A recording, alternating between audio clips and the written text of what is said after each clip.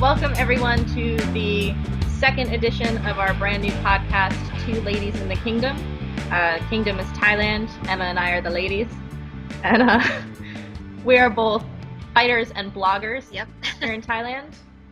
And Emma's blog is called Under the Ropes. My blog is 8limbs.us. And we have a sponsor now. So we're sponsored by Low Blow, which makes groin guards for men and women, but we're excited about them making groin guards for women. So this one is mine. Emma and I are both fighting today, so we will both be wearing ours in our fights tonight. And there's a promo code that Low Blow has offered for our listeners. So if you order through Amazon.us or Amazon.uk, you can get a 10% discount. And this is the female groin guard, which is awesome in my experience. Emma's wearing it for the first time tonight, but you've trained in it a few times, right? Yeah, I've been wearing it for sparring and clinching, and I love it. So I'm excited to use it in a fight for the first time tonight. It's awesome to not get kneed in the groin, or if you get kneed in the groin, it's not the worst. But the promo also works for their male groin guards, which I don't know anything about, but Emma's boyfriend, too, has one, and what has been his experience with it? Yeah, he's been using the Aero Fit model, which he loves. He's used it for his last couple of fights. The first time I was like, okay, you have to use this. And he was like, why? And then after that, he loved it. So he's moved on to that one full time now. He said it was really, really comfortable, especially because it has like a silicone lining around the edge of it, which makes it fit much nicer than just like steel or whatever it is they make those other ones out of. So yeah, he loves it. The strings that go up your butt. Yeah, and you don't have the string in your crack, so I think that's much nicer. So our promo card is SAVE, and then the number 2, and then ITK. So the ITK is in the kingdom, if that helps you remember, and it's SAVE to ITK for the promo. The SAVE is in capitals, right? I believe so, yeah. Yes. And we will also post that somewhere so that you can see it. Okay, so getting into it, Emma and I are both fighting tonight. And probably at similar times. What time does your program start? I believe it starts at 7 p.m. It's actually going to be televised, this one, but it's on like a really obscure channel. Will it be live streamed? Do you know? I don't know. I'll find out, but it's on a Guru TV, which is spelled Kuru. I don't know if there's a live stream, but I'll find out more. Yeah, that's in Ratchaburi, and yours is in Pattaya, right? Yeah, I'm like 5 minutes away, which I super love. Yeah, that's awesome. You fought on TV a couple of times. Do you think about being on TV at all? No. Well, I guess not at the time during the fight, you know. Afterwards, I'll be like, oh god, everyone's going to see that. But there was one time where I didn't know it was on TV. This was a long time ago. It was like my 5th or 6th fight. And it was when I used to fight at Rangsit Stadium, and their fights were always on True Move every week. True Sport, sorry. True Move is the mobile company. That's not the same thing. And on True Sport. And they eventually stopped broadcasting the fights at Rangsit, which meant they were like replaying old ones, and people would come into work and be like, oh, I saw you fight on TV the other day. I was like, I didn't fight the other day. What are you talking about? But they were just replaying my old fights, so that was cool. My fight for Yokkao with Lomani, because it was so bloody, is one that people will see like now, and then they'll see me and they'll freak out about it, and I'm like, it was 2 years ago, am I right? It's fine. A long time ago. But you're fighting Gratai Tong, which translates to the Golden Rabbit, who's from Hua Hin, which is just a little bit farther down the coast from where you're fighting. I fought Golden Rabbit once. Yep. And it's in Hua Hin, right? Yeah, it's rare that you and I fight the same girls, but I think it's been like 3 of them now. Yeah, I think this is the 3rd one. Yeah. I think it's awesome. Yeah, it's cool. Yeah. And she's been fighting quite frequently. Yeah, for me, I haven't fought since September, which is far too long. But she's been quite active, so it'll be quite good. She seems to fight kind of like, I don't know, at very different sizes. Like she's not a different size, but she fights both up and down, it seems. Yeah, she fought it in Hua Hin, I think it was last month. Not long ago, anyway, and she fought Rungnapa from more Ratanabundit gym, but she fought at 54 kilos for that one. Do you have to weigh in for this one? No, not.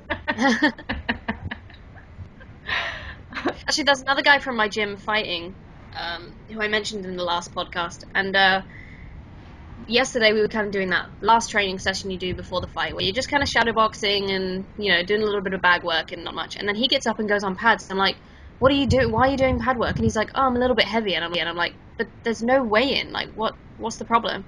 But, This happened at my gym also. There's a woman training with me from Spain, and she was going to be with me for 3 months. Unfortunately, she's going somewhere else because she's helping out a friend and taking care of his house. But she's fighting tonight, and she and I have fought the same opponent in Nong Em, who I fought in Chiang Mai, and she fought in Bangkok.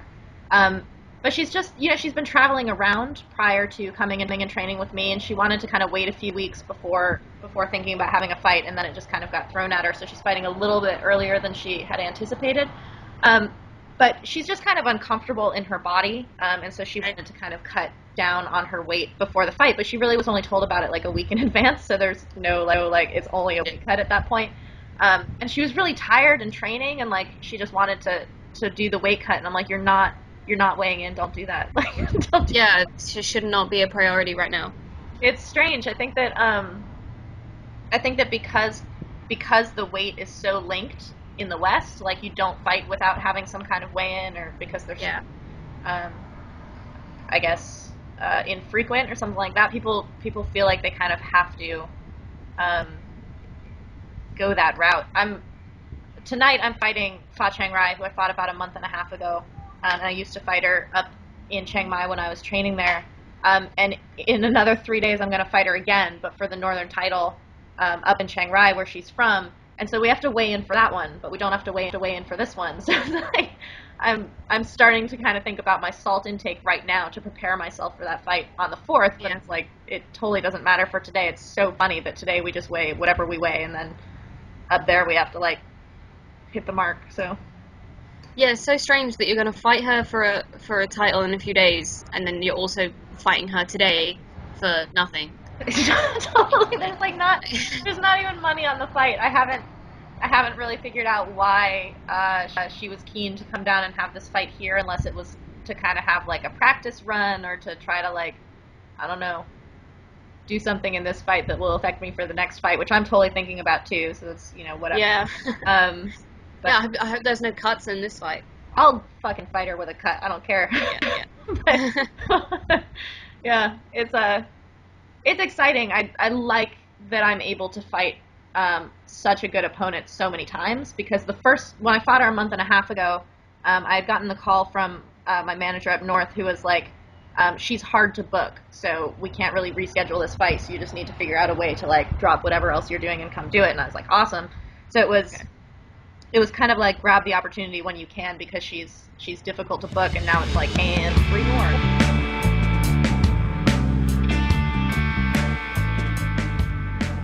Alright, so quite a lot has been happening with female Muay Thai here in Thailand, that we have a little bit of highlights of what's been going on. There's been fights in the last month, actually. Yeah, it seems to be a little bit seasonal at the moment. I've noticed a lot more title fights in Muay Siam in the past month, I would say.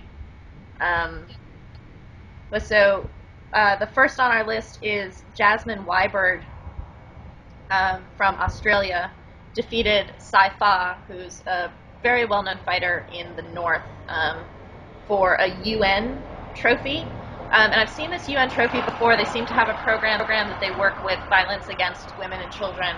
And I've seen it once before at the finale of Muay Thai Angels, when Chomani was holding the cup. But I haven't seen this fight. But Saifa is a really good, long, tall clinch fighter. And I think this fight happened down on the islands. Do you know? It's like Samoy. I don't know where it actually took place. They did post a little highlight video, didn't they? Oh, I haven't seen it. If they did, I want to watch it. Yeah, I'll find that. Okay. And then also Tiffany Van Soest from the U.S. has moved to Bali to... Yeah, that happened out of nowhere. Right? I mean, clearly it had some precedent to it. She had gone and done like seminars there. I think that she and Kaylee Reese actually were there at the same time. They're like total buddies. And so she just kind of, at the Eight Limbs Academy, when she was doing a seminar for Kate's gym, she was like, and now I'm moving to Bali to train MMA and be a trainer. And she kind of had radio silence for a little while, but now she's starting to post like her commute to work and that kind of thing. So it'll be interesting to see her in MMA. I'm kind of interested to see who she'll sign with, because she's not the right weight for the UFC, and they're so restrictive that doesn't seem like the best option. But I'm curious if it'll be like Bellator or Invicta or any of those things that, I don't know, should be interesting. Yeah, it's exciting for her to do something different. And then also there was Lorraine versus Ekaterina from Belarus. Is that where she's from? And that was on the Kulin fight, right? Yeah. So that was actually a very big production, like huge event, and to have a female fight on that card is actually pretty impressive. I know Kunlun does have female fights, but they tend to be in China. I haven't really seen female fights on the Thai side of it. Yeah, they only recently started doing shows in Thailand. And that's connected to this one was Bukau, right? The connection is Bukau. He tends to be the promoter. Yeah, and there was some interesting some media build-up around Bukau and then and Lauren's opponent leading up to this fight, because I think she was training at his gym, and they'd posted like pictures of him like training her or like massaging her or something, which is totally normal. But then people were like hoping that they would get together or something. Ekaterina is called Barbie. Yes, that's right. She's definitely got a look. Very beautiful, thin, tall, white, all these things, blonde. And so I think that the excitement about Bukau being with this like Barbie model was very, very high at the time. I will say that it's not totally normal to have your trainer massage oil into your legs if you're a woman. But it's normal enough that it does not mean anything huge. And Ekaterina actually won that fight. Yeah, she did really well at like executing her game plan. I was really impressed with her fight actually, and Lorraine was, man, she was just going in that whole fight. And I hate when people are like, you just kept going, because it sounds really like patronizing, but she really like it's not like she just took a lot of damage type of thing. Like she actually just she kept fighting hard, which I was really impressed by. It was really good. It's funny, like you say, it is kind of patronizing, like when you lose a fight and then people are like, you just took everything and then just didn't give up, and it's like, well, obviously, would you do you want me to just lay down? It's like, that's the only compliment you can give me. It makes it sound like you were just kind of like, do it. Yeah. And then Ashley Nichols from Canada has moved to Thailand. Yeah, speaking of fighters moving, she's come out here. She got here on February 23rd. There was a GoFundMe that she set up just before she came out here. Where is she? Is she training at Khao Sam Rit? She's at Khao Sam Rit, yeah. Yeah. So let's see. There could be some really good matches for her over here. She's a very established fighter. She's been fighting for a long time, and she's been coming to Thailand for a long time. But what's kind of very interesting to me about the length and like spans of her career is that in all this time she's pretty much remained an amateur fighter, because of the events that she does and the fights in Canada that she's done. She's fought in the U.S. a couple of times, but I'm curious to see what, living and training in Thailand for, I think she wants to do a year at least.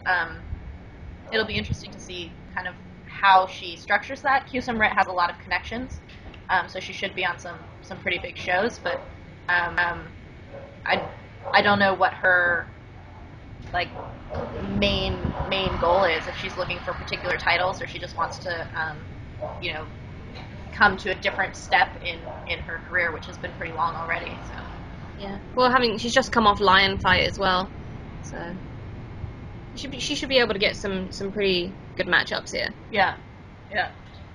So I have to correct when I said that the Jasmine Weiberg versus Saifa fight was on the islands. It was not. It was part of a Muay Thai Day event. That's right. It was in Bangkok. There are 2 Muay Thai days in Thailand. The one that I think has been around for longer is March 17th, which is Nai Kanam Tom Day. Nai Kanam Tom is the champion who was taken by the Burmese and defeated all of their boxers and won his freedom. He's badass. And then recently, February 6th, not super recently, but maybe the last 4 or 5 years or something, February 6th has become Muay Thai Day, and that's to give it a royal link. So it's connected to the Tiger King, who used to disguise himself as a commoner and go fight. I'm not your king. So No, you mentioned Saifa earlier, and she just fought Coco Puff up north in Chiang Mai, right? Yeah, so I think these fights were within a couple of weeks of each other. And Saifa is the 118-pound, I think, WPMF champion. And Sophia Coco Puff is she generally cuts down to, I think, about 112. So this was a fight that she wasn't making weight for. So she was fighting up from what she normally fights. And it's interesting because Saifa has recently changed gyms. I don't know how long she's going to stay where she is, if it's temporary or if it's a full move, but she's at a new gym that I think is just called Chiang Mai Boxing Gym, and it's at a university, and one of my old trainers is actually a trainer there. But it's cool because it means we're going to be seeing her in the Chiang Mai scene probably more often. But she was she definitely, Saifa showed her experience in that fight for sure. In the final round, she was incredibly cocky in a way that would have aggravated me if I were fighting her. But I also really love it. So yeah, She also had a huge reach advantage. She was so much taller. She is very tall, and I didn't realize how tall she was because the times that I've watched her fight, she's fought also not the same height, but similarly tall and long opponents. But she has a really good clinch and knee game, which she executed really well in that fight. And Sophia has a very forward aggressive style. So it's an exciting fight to watch for sure.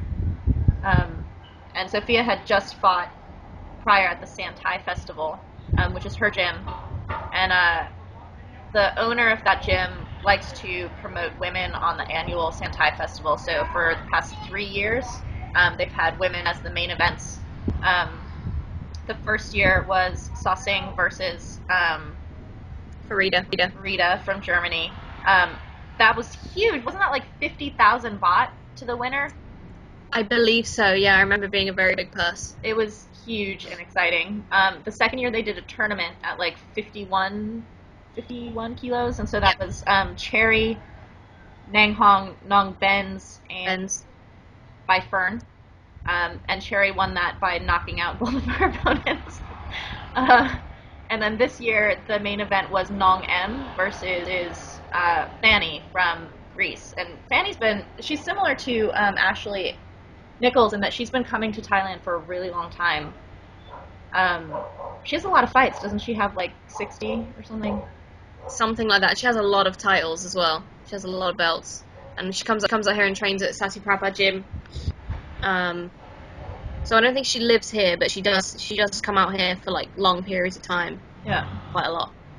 Yeah. And did you see any highlights from that fight? I didn't. I haven't seen any video from that fight. Or either of those fights actually from the Santai Festival. But yeah, we did see video of Coco Puff and Saifa after that. Yeah, so Coco Puff fought Hong Tong, who is the 118-pound northern champion. So she's fighting at this higher weight at the moment.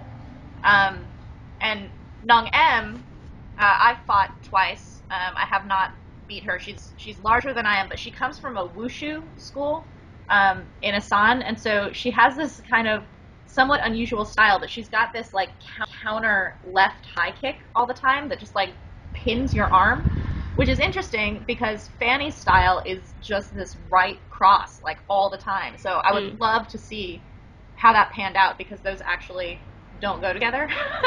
So clearly Fanny was able to figure it out, but I'd like to actually see the execution of it. Yeah, but from what I heard, Fanny really controlled the fight. So apparently it was a really good one. I really hope there's video. Yeah. There's actually not a whole lot of video of Fanny's fights in general. No, I've really only seen Angels, Muay Thai Angels. I saw that fight. She fought Tisha. Yeah. But Coco Puff actually fought 3 times in just 6 days. So she first fought at the Santai Festival, and then she had another fight with, I don't actually know who her opponent was, but a friend of mine went to the fight and said she won. And then she fought Saifa at the end of it. Yeah. And she came out of it with like hardly any damage. She just had this tiny little cut. So, yeah, I was reading Muay Siam and they were saying that was her souvenir. They could really be a real dickie in their in their write-ups sometimes. I did see something interesting in Muay Siam, which was alright, so this is Muay Siam for people when I'm talking about it. This is the weekly magazine that comes out, and they also have a daily. But the weekly magazine in the same spot right after the centerfold has like a write-up of this is always just like the announcements of women's fights that are going on. And the very first thing that was written was this very odd announcement about how girls can train Muay Thai and it keeps them from being fat and is good for their health. Oh, lovely. So it wasn't actually advertising any particular gym. It was actually just advertising Muay Thai as like a fitness health thing for girls, which I have never seen in Muay Thai before. Although there is like a growing appeal of Muay Thai for middle class.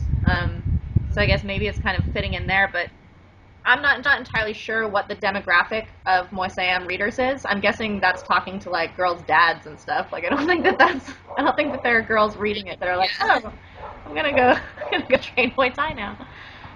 Yeah, what you said about this whole middle class like Muay Thai thing going on. There's so many of these kind of Muay Thai fitness gyms opening up. I actually yesterday on my way to work, I saw that there's a Fairtex opening on my road, but it was interesting because the sign said Fairtex and Les Mills, and Les Mills is like a group exercise thing. I think it's from Australia, but it's really, really big in the UK. I don't know. Is it like you guys have it in the like States? We do have it in Thailand as well. They do classes like they have one called Body Combat, which is basically just like shadow boxing to music, and another one called Body Pump, which is like a weights group exercise class. So it's strange that they put those two together. I don't know what kind of gym this is going to be. I think Fairtex, I don't know if they closed it fully, but the Bang Pli location has kind of been a little bit out. So maybe this is their like reintroduction to the Bangkok area, is building a new spot there. Oh, that would make sense. Because Bang Pli is actually very near to where I am. Oh, so maybe they're just moving it moving it over. Yeah, just moving it closer to the BTS, so closer for everybody to get to. We had mentioned Sao Sing before as being the first big fight at the Santai Festival 3 years ago. And she is making a comeback since then. Like since 3 years ago when she had that fight, she has gotten married to a teammate at her gym, Yod Sanchai, and had a baby not that long ago.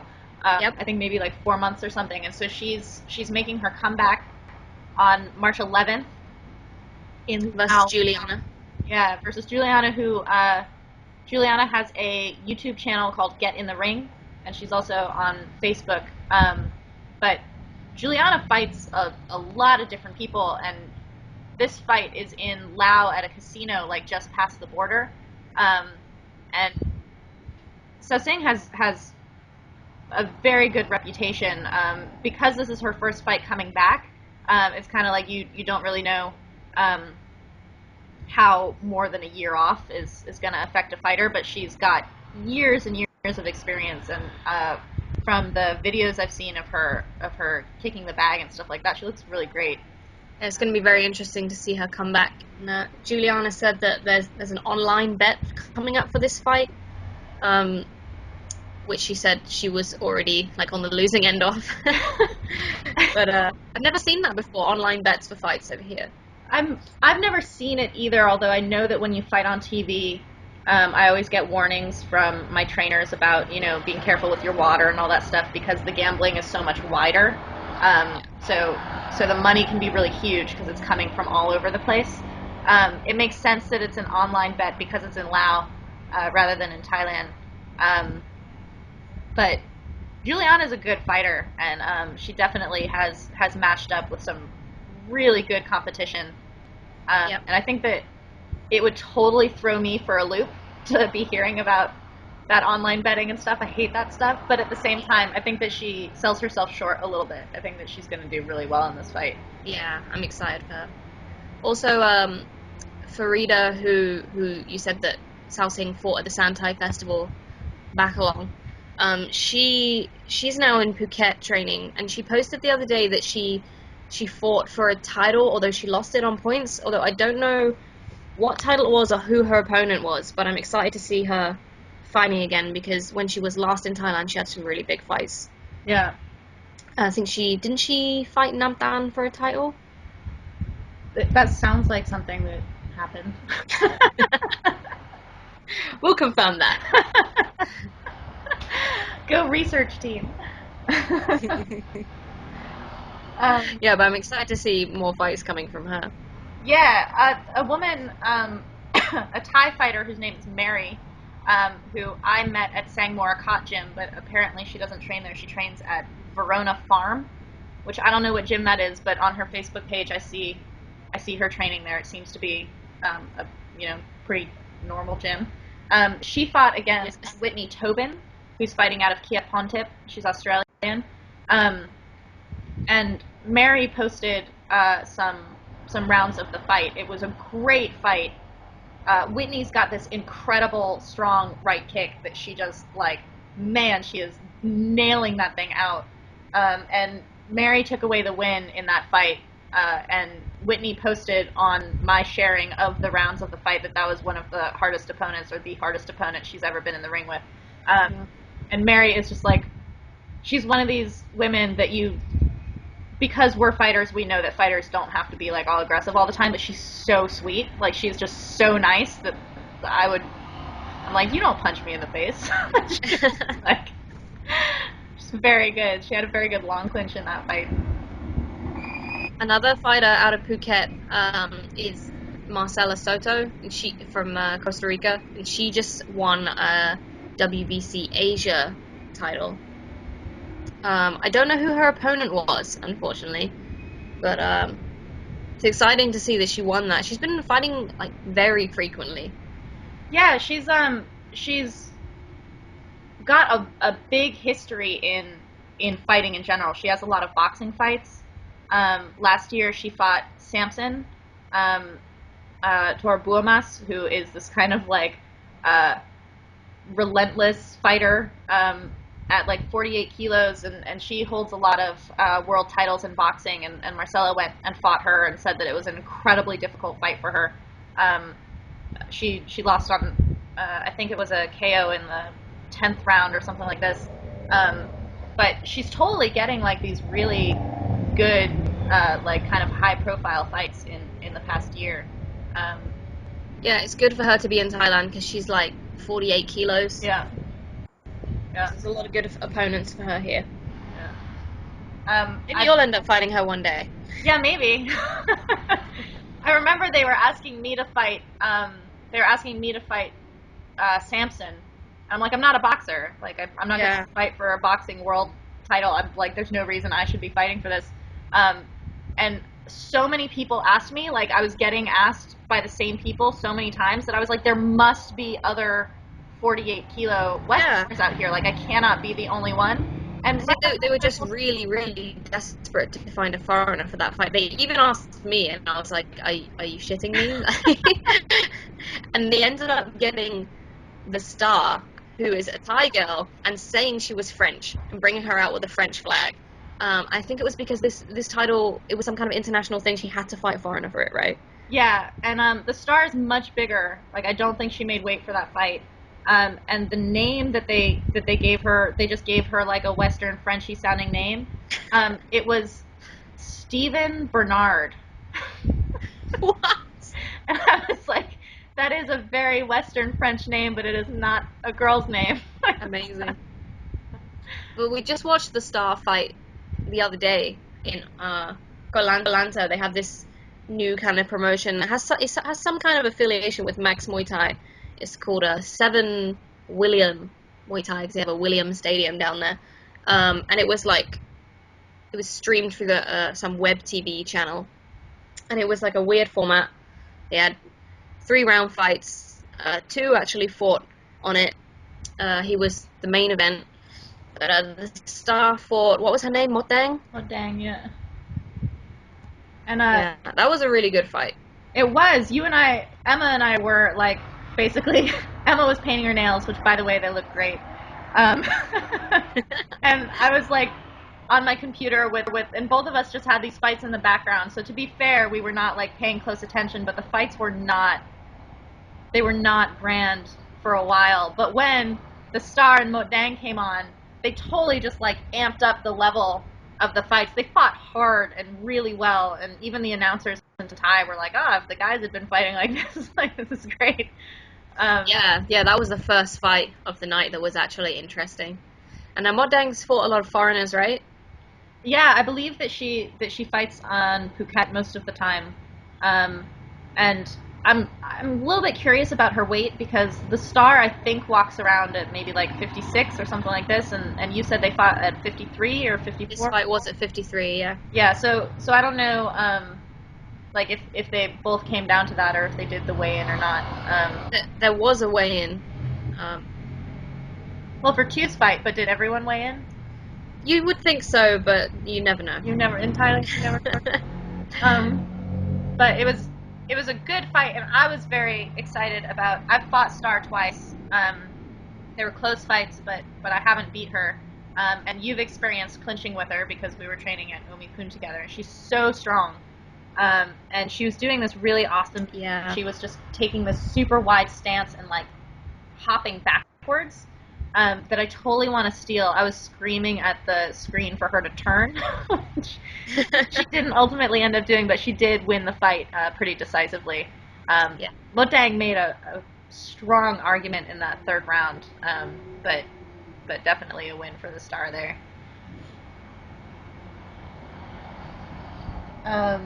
Yeah, let's see what happens with this promotion. It was strange because did you see they had like a kind of lucky draw in the middle of the event? No, I missed that.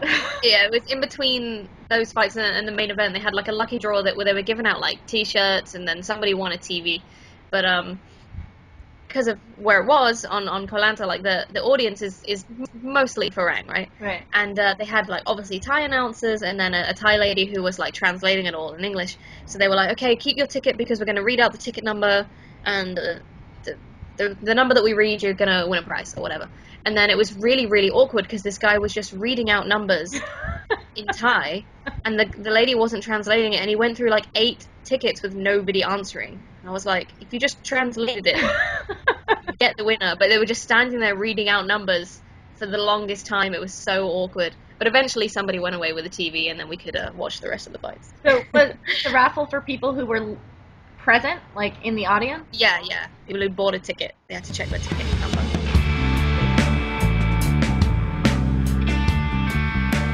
Alright, so for this podcast theme, we're going to talk about something that's a little bit complicated. We like complicated things to talk about, which is when you're training long term at a gym, you can end up getting kind of stuck with one pad holder. And for some people, that's really great. I'm with the same pad holder all the time, and that's like perfect.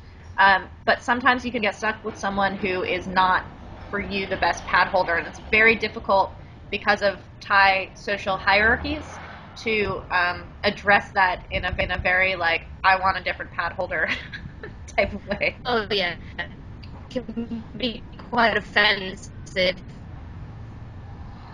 them.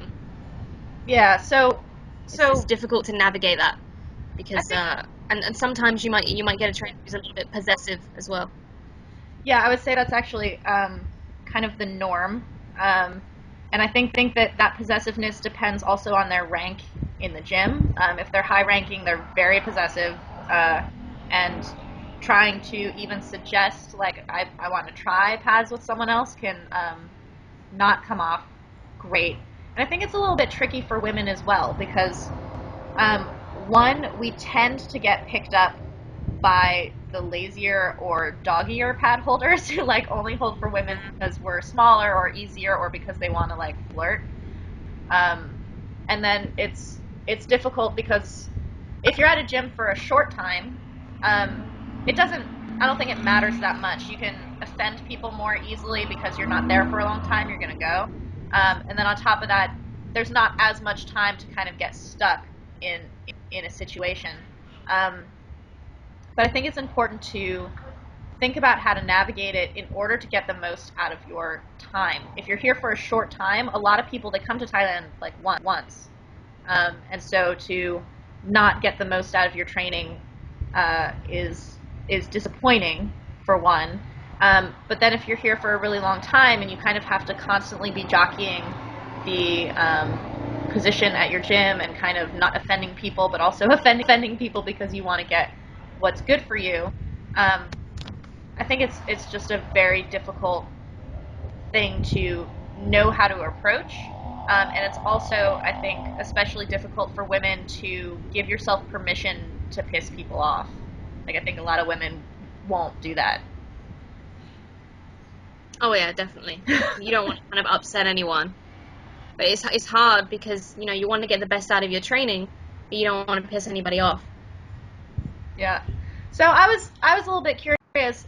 We were talking about this, and my experience has mostly been that people get kind of sorted and end up going with the same trainers all the time. You kind of get assigned, and there may be a little bit of like hopping around in the early part of when you're first at a gym, but you generally, once you go with one trainer, they kind of end up just taking you every time, and that's, that can be good or that can be not great depending on how well you feel you're working with that trainer. But you had said that at your gym you were actually one of very few people to work with the same trainer all the time. Yeah, it seemed like most other people, even the other fighters, they kind of just hopped around and worked with whoever they wanted to work with on that day, or depending on what exactly they were working on. I mean, I've always generally been with one trainer, and it just always worked that way. Like you said, for you, like it's great. Like it's not a problem for me. I work with him because I want to work with him, and we have a good relationship. But everybody else in the gym, they seem to kind of hop around. They don't really seem like tied to one particular trainer. How do they do that? Do they just tell the trainer when they walk in, I want to work with you today, or they just kind of like pick them when it's time to go in the ring, or? Because we'll all spar, and then the trainers will get kind of like geared up, and they'll say who wants pad work, and you just walk in when you walk over to whoever you want to do pads with, and it's fine. If you want to do pad work with the same person as someone else, and you have like your turn is at the same time, do you basically wait for that trainer, or do you just take someone else that day and you're like, I'll go with him tomorrow or something?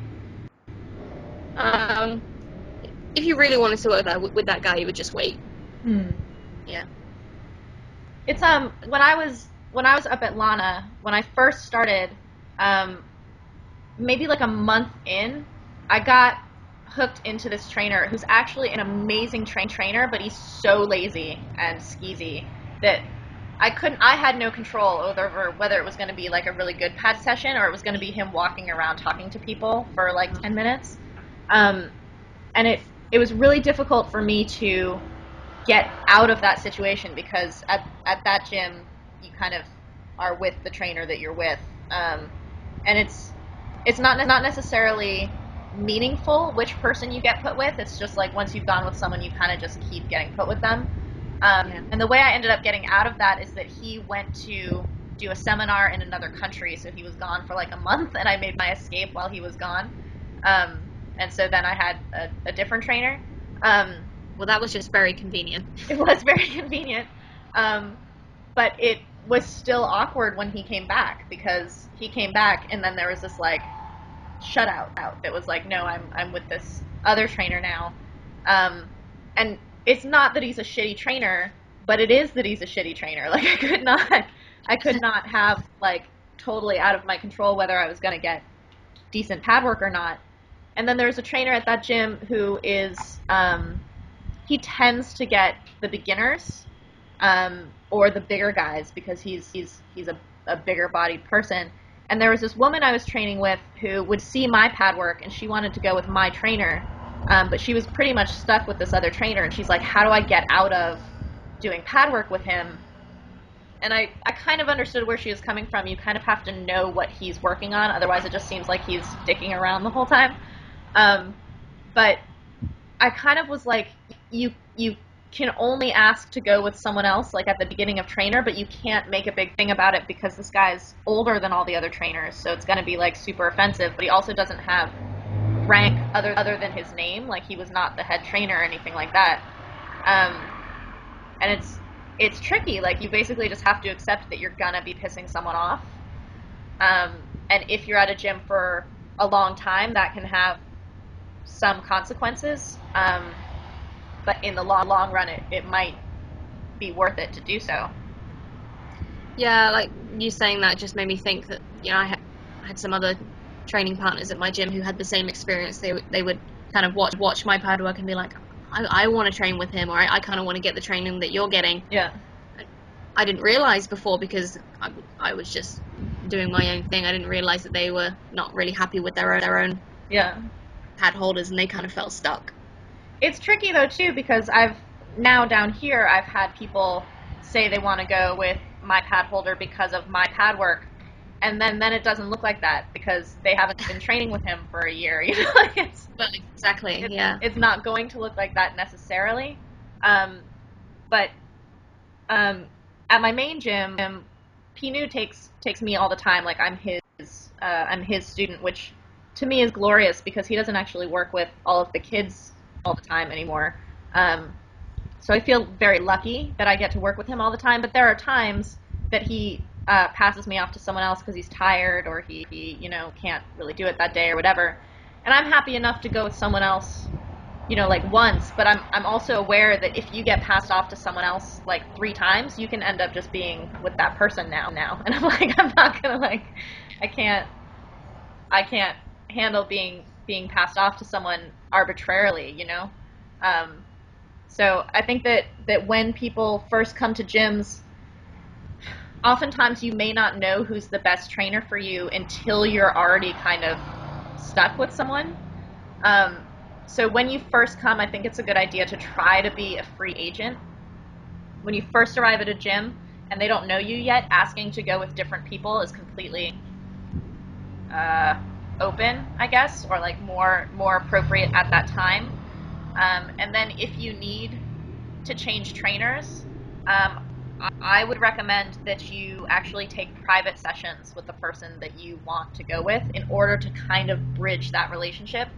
And it might create some tension in the gym. When I was at Lana, I started taking private lessons with Nung, who was a WBC champion, and I was just taking boxing lessons with him, and it totally changed dynamics at the gym, and not all of that was good, but it was good for me, and it kind of needed to happen.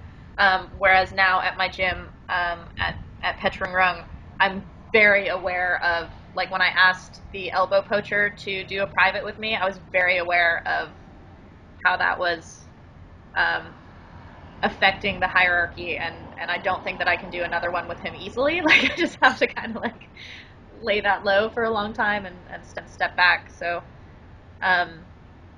you because you go with the same trainer most of the time, and then you had another trainer who you were going with, and you had a little bit of a like pissing contest. Yeah. I was just about to mention that. Yeah. Um, that was a time when kind of my gym was not not so great. It didn't have much energy, and the trainer that I was normally working with, he frankly just I don't think he really cared that much. So it kind of got to a point where I had to go with someone else, and this other trainer, his name is Daumai, came in and he had this energy and he really wanted to teach me, and he did not care at all about who he upset. Um, so he would just go with me every day, and I would get kind of side-eyed sometimes from Chris Singh, who is he is the head trainer, and he's normally the guy that I'm always with. And they have very different styles too, so that also clashed, because they would be teaching me totally different things. Yeah. But yeah, there would be times when it was really awkward. Yeah. I would be training with Dao Mai, and then Cruising would come over and be like, no, don't do that, do this, and I'm like, who do I listen to? Yeah. And I actually asked Master Tori one time, if this one trainer is telling me, Emma, go and do pad work or bag work, and this other trainer is saying do clinching, who do I listen to? It's hard. But his answer wasn't very helpful. He just kind of said, work it out for yourself. Yeah, that sounds good. Yeah. Honestly. Yeah. But also, I mean, Dao Mai has left now. He actually couldn't hack the kind of gym politics thing, and was like, I'm out. I'm not doing this anymore. And he's now in Buriram, teaching little kids by himself. But then I was with Cruising quite a lot again. But in the last couple of weeks, I've been going with this other younger guy who's a friend of Cruising, and it wasn't a problem at all. I would just walk over and I'd say to Cruising, like, I'm going to do pads with him today, and he'd be fine with it. He'd just kind of say to him, oh, do this, and this with her. And it was fine. It didn't create any problems at all. But I think it's different because of the hierarchy. Yeah. This guy is younger, so he can tell him what to do. Dao Mai is like 50-something. Right. So, yeah, it was a very different dynamic. It's not causing any problems now. It's totally fine. How do you think when people come here and they may have a couple of months, and so they're just getting into a gym and they're kind of sorting out those dynamics and who they might be best suited for? I think especially when you first come in and you have a trainer who says, I want to train you, it's really flattering and it feels really good, and you want to work with them. And then you may get a little bit deeper into that, and it's not actually, like, they may want to train you, but then they stop training you. Like, you're still possessively theirs, but you're not getting anything out of it. How do you think, as a beginner, you should assess trainers and getting into those kinds of relationships? It's very hard. Like you said, you kind of have to a certain extent not really care too much about pissing people off, but you don't want to kind of have a negative effect on your relationships with the trainers there, because then they're not really gonna take too much care of you. You know what I mean? So I think you don't need to worry too much when it's a short-term thing. Like you said, I think when you first come into the gym, you kind of have to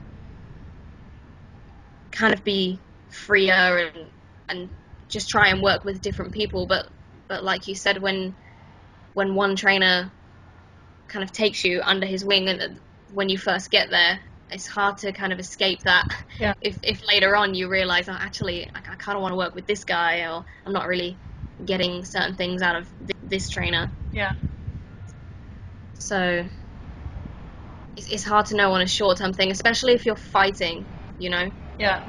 because there'll usually be one guy who takes over and he'll be your corner, and you really want to make sure that's the right guy.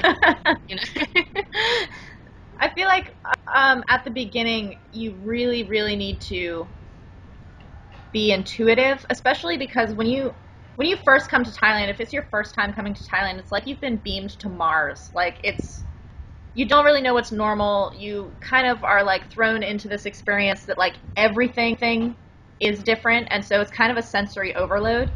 And I think that it's difficult to realize that who's an incredible trainer for one person may just not be a great trainer for you. And I had a friend come out who she was working with a trainer who I've had other friends work with this same trainer, and they're like, he's the best. Like, he was the best trainer I ever had. And he's very corrective, so he was constantly trying to push her towards his particular style, which some people really love. And I think that in her case, it just kind of took her confidence away.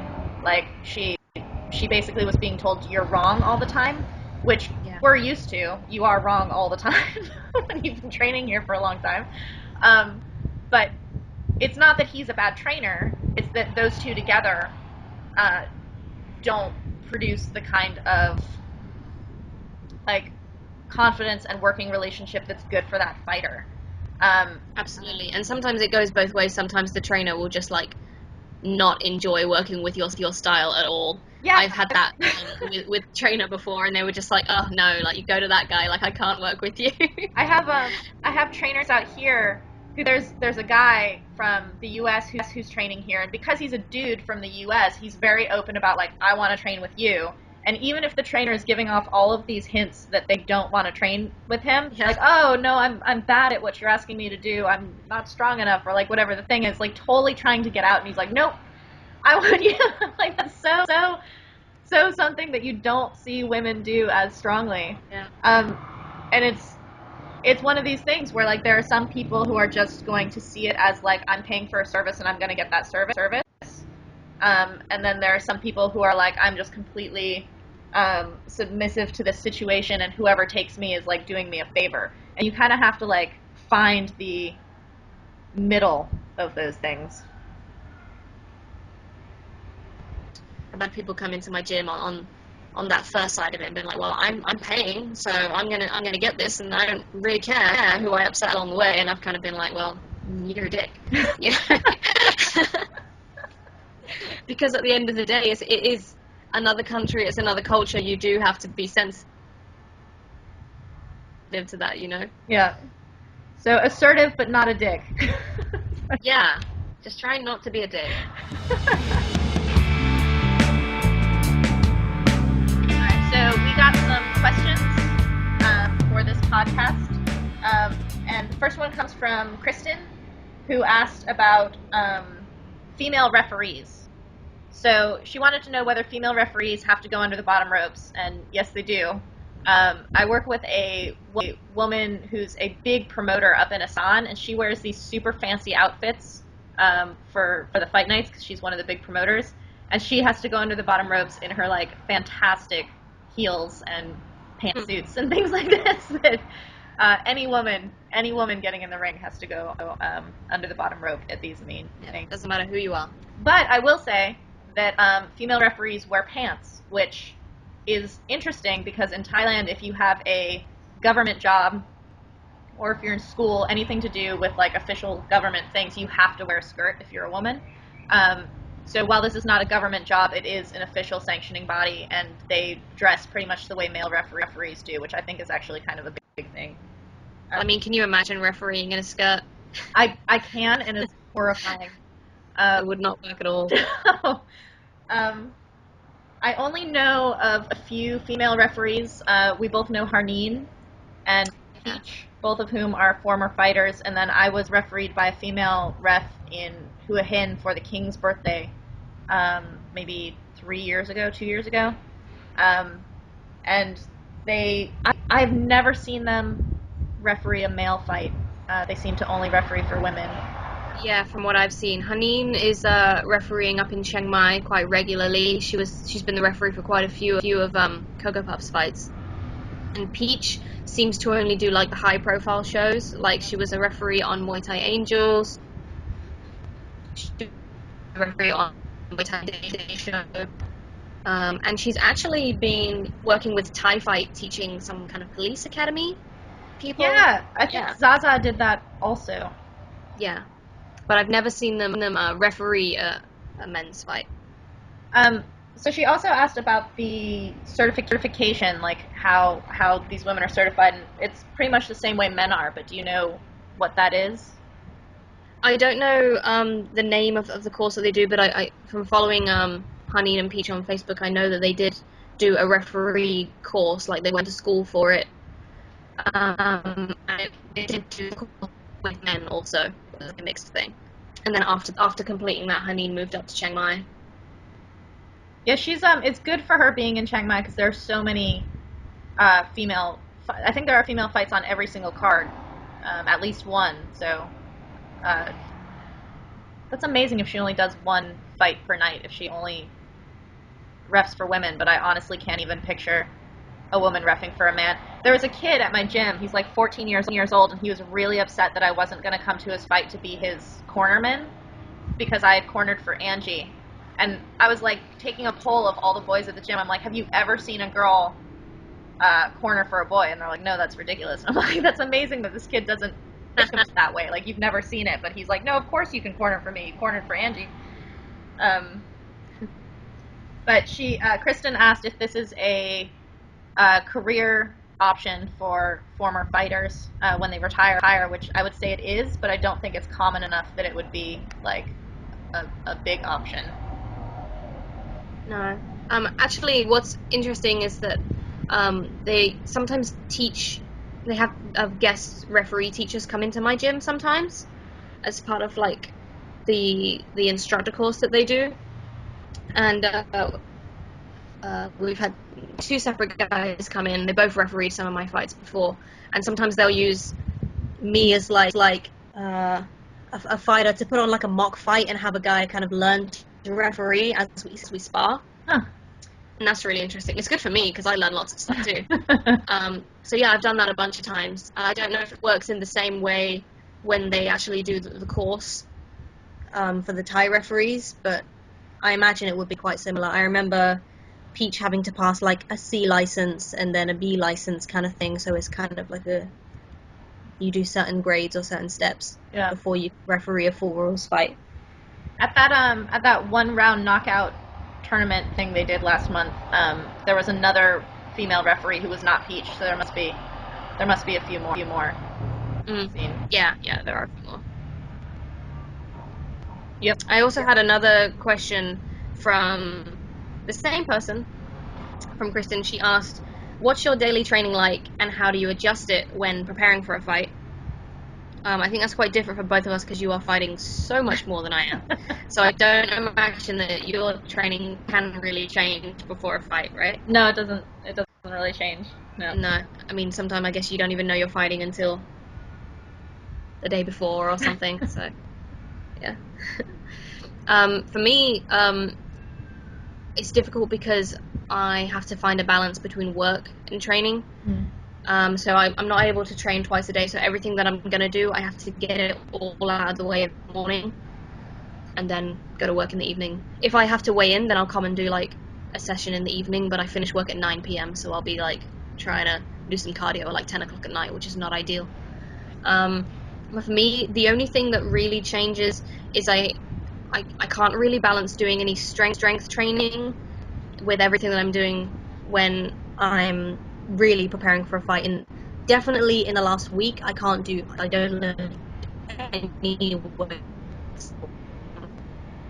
And maybe even the week before that is kind of hard, just because I don't have the energy to do all of those things, and I certainly don't have the time. So I kind of just cut that out just before I start fighting.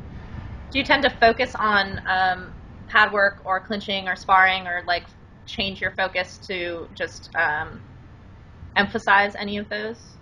I mean, of course, we're always doing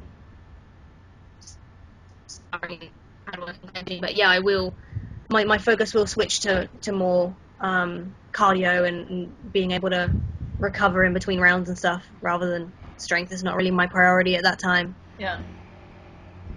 So yeah, I'll be doing a lot more like drills on the bag and stuff. Do you ever focus on particular tactics or skills? If most of the time we don't know who we're fighting, and even if we do, we don't know anything about them. But do you ever know that you're fighting a puncher or a clincher or something, and make adjustments there? No, we never knew who we were fighting. At least most of the time. Or sometimes I might, just because I look up all of the girls if I'm lucky enough to get a name beforehand. But then the trainers will be like, yeah, I don't know who that is. Yeah. But The only other thing that really changes is I start doing my pad work in 7-minute rounds instead of like 3 or 4-minute rounds. So instead of like doing a round and then a break, we'll do the round, work through the break, and then through the end of the second round. Wow. So that's like a full 7 minutes. And then how So much is your start between those rounds? There's still just the 1 minute break in between. Wow. Yeah, it's rough. That is actually part of the reason, why earlier I was like, I started going with this other trainer because Chris Singh makes me do that all the time. And there was like a day when I was just like, I don't want to do that. I just can't do it. So I was like trying to sneak over with this other guy. But yeah, the 7-minute rounds really work. The first day, it's absolutely horrible. But it gets much better. You see like a very quick improvement after that. You start to recover much more quickly in between rounds. I started noticing recently that while the timer has a 1-minute round, I don't think Pinu has given me a 1-minute round in like a year. They're about 15 seconds long. He makes me like kick through most of the period. But I would say that even though I fight so often, so I'm not really changing my routine daily. When I'm like within 5 days or something of my fight, I think mentally I just try to be way more relaxed and loose in my training. Like I don't take anything down. I don't tend to taper or anything like that. But I try to like come out of coach mode, like inner coach mode. Try not to be like, oh, you shouldn't be doing that. Like the inner coach is always like, oh, your knee is not turning correctly or something like that. I try to just be more loose about it because it's just going to come out the way it comes out. So, yeah. More fun. Someone asked me about women coming and training with me because I put out an invitation for women to come and train with me, and I've had an astonishing response and currently have like 4 or 5 women at the gym, which is really amazing. That's awesome. And they come from all over, and they're very different levels. It's very fun for me because, one, I have more consistent clinching or sparring partners, and 2, it's one of these things where like just having another woman at the gym when you're the only woman at the gym for so long is super exciting. It's like, I just watched Kung Fu Panda 3, and he gets all excited because he meets another panda, and he's like, you look like me, and I'm like, that's kind of my experience. Oh, you're good. So it's really exciting because I really love having other women at the gym. The response from my gym has been really cool. Like, my trainer seems to be applying what has worked for me onto these other women. So like he's forcing them to clinch like crazy, which is really funny because he was not like that when I first got there, but he clearly sees that it works. So now they're like all being punished for what worked for Sylvie. But it's also a little bit difficult because I've been like training by myself for so long that actually having to remember to engage and like and be aware of the other people being there is slightly difficult. I need to be less asocial, which is not easy for me. But you have women come and train with you. Like, I was very jealous because everyone would come and train with you and nobody would come and train with me. So you've met quite a few people. Yeah, that is true. It was really convenient, actually, that my friend Marina just came here for a month from Japan, and she's like kind of the same size as me, and she just left on Sunday, so she was only here leading up to this fight that I have today, which is good because before that I had nobody to spar with. Well, no decent sparring partner. But yeah, we need to work out a way that we can all train together. Yeah. We should create some kind of tram that goes directly from my gym to your gym. Kind of like. And then, did you have one more question? I had a question from a guy named Ricky who said he's looking to teach Muay Thai, but only at a beginner level. And did we have any suggestions as to how he could get started? This is quite difficult to answer because obviously he's talking about in the West, and that is, I do not have any experience of Muay Thai in the West at all, actually, because I only started training out here. I'm not sure if he means like group training or personal training, or I never really worked with in Muay Thai gyms in the UK, so I'm not really sure how it works. Maybe if he's looking to do like maybe a personal trainer certification first, and then like go into Muay Thai from there. Yeah. I'm not sure. What do you think? I think that there are a lot of different ways to go about it, and I'm not sure. I think it depends greatly on the situation which one you would end up doing.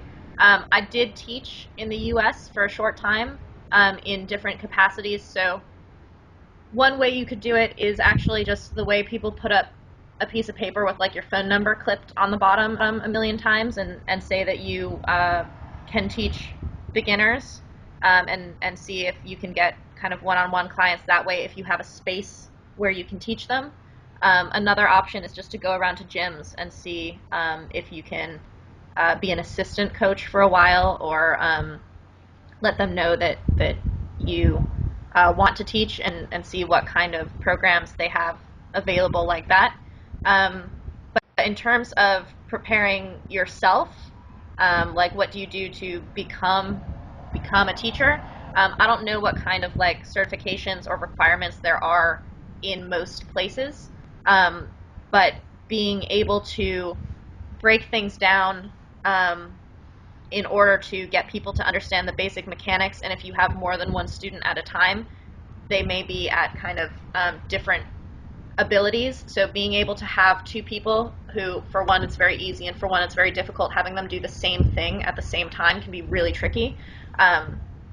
So maybe look at trainers in classes or online or something, and how they break it down for people, and then try to figure out how you can relay the same kind of information.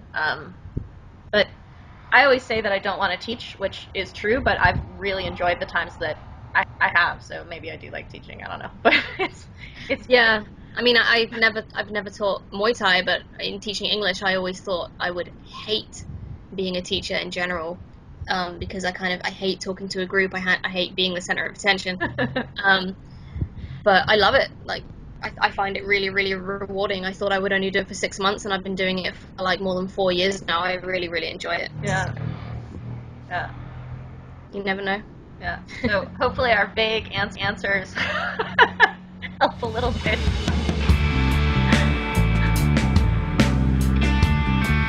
All right. So just as the last thing, something completely un-Muay Thai related, Emma and I are going to recommend other podcasts or the weird stuff that we're reading or watching right now, because we tend to geek out about the same things.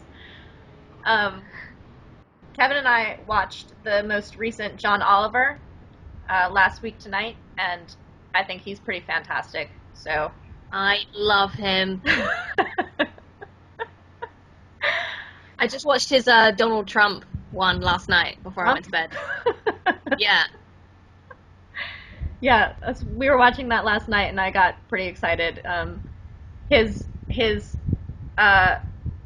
epic burn at the very end, like it all just kind of pulled together so well. It was really beautiful. I listened to the just hits the podcast. nail on the head every single time. Every topic he does is so good. I listened to the podcast that you told me about.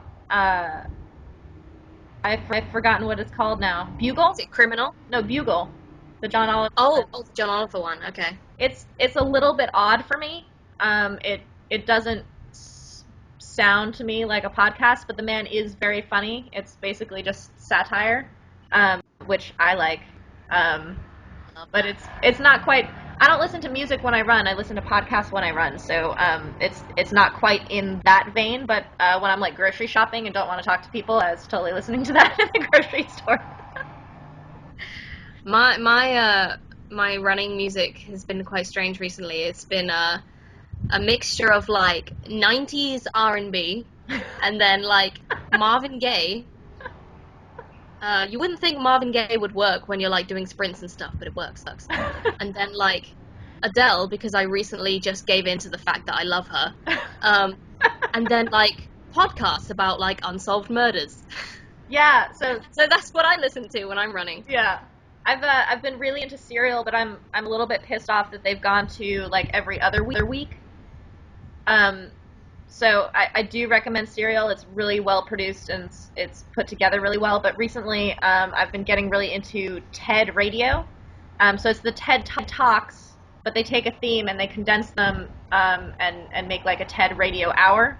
And those are really inspirational and kind of like on subjects of kind of I don't know, like I don't know how to describe it, but it's not cheesy like build you up kind of stuff, but it is kind of you know, larger concepts that you can apply to almost anything, even if they're talking about like alien abductions or something. That makes it sound dumb. It's not about that, but that's what I was recently. And if you're into Serial, you should really listen to Criminal. It's another podcast I just got into. It's it's different to Serial in that every episode is a different case, and they're all kinds of cases. And some of them, they're really interesting. So I recently got into that. I really recommend it. It's just like 20 to 30 minute like little episodes on certain crimes. Yeah. And now I have to go get that. Yeah, it's really good. That's my new thing. So for those of you who can put the dots together, Emma and I are way into like true crime and murder and things like this, which living in Thailand you get a lot of because they will put some crazy stuff in the news. But yeah, it can be a little bit disturbing. I'm still very Western in my like I don't want to see full pictures of dead bodies with my morning coffee kind of stuff. Yeah, it's pretty awful. Like and after the bombing at Rajapasong as well, like people were just putting photos up of all the like human remains over there. It was just awful. And even Thai people were like, "Can you not, please?" Yeah. It seems to be divided, but it's I mean it's one of those like cultural differences that you kind of are never fully gonna get your finger on. Like it just will always be like I'm not used to that. I had a recent weird experience with that because there was a case up in Chiang Mai just last week or a couple of weeks ago where an Italian guy who's very popular in the Muay Thai community up there, there was a murder suicide involving him in Chiang Mai, and they filmed. I mean, the bodies had sheets over them, but there was still like arms and legs sticking out, and you can see the blood running out and stuff. And it was just like, I mean, it's awful anyway when it's anybody, but when you've met that person, it's just so unnecessary. You know? It's awful. Yeah. They do not hesitate to show that kind of stuff in the news. Yeah. Well, I've had this weird experience where people I know in the West will post videos of like animals that have been abused, and that's supposed to be this like we hate the person who have done this, which obviously you do, but you actually have to see what they've done, which is really horrible. And the Thai version of that is with people. Like they don't do it with animals, they do it with people. Yeah. And it's just, I think it's the same rejection on my part, like the same repulsion, but probably the motivation from people who post those things is pretty similar, which is like you witness the actual horrible thing that people have done rather than kind of like not wanting to see it but recognizing that it happened kind of thing. So yeah, it's odd. Another thing I want to recommend is a documentary I watched recently called Hunting Ground, which is about sexual assault on college campuses in the US, and that's probably going to blow up now because Lady Gaga she just performed her song for that at the Golden Globes yesterday. Her song, and she had like, she wrote and performed the song for the film, and for her performance, she brought on like more than 50 survivors on stage with her, and it was really emotional. you should be ready when you watch that. But the documentary, it made me like rage cry when I watched it. But it's really, really good. You have to watch it. Yeah. It will enrage you. So our recommendations are either John Oliver, who will be hilarious about enraging subjects, or enraging subjects that will just enrage you. Seems to be our theme. Well, yeah. All right. Well, thank you, Emma, for our second podcast, and we will talk to you guys in about a month. Good luck for your fight tonight. Yeah, you too. Thank you. And Kind of forgot that was happening for a minute there. Yeah. And again, the sponsor of Low Blow for the groin guard, and the places you can order it is Amazon UK and Amazon US, and the promo code is all caps SAVE to ITK, the letter 2, the number 2, and the letter ITK. Yeah, that'll get you 10% off. All right, thanks, Emma. All right, see ya.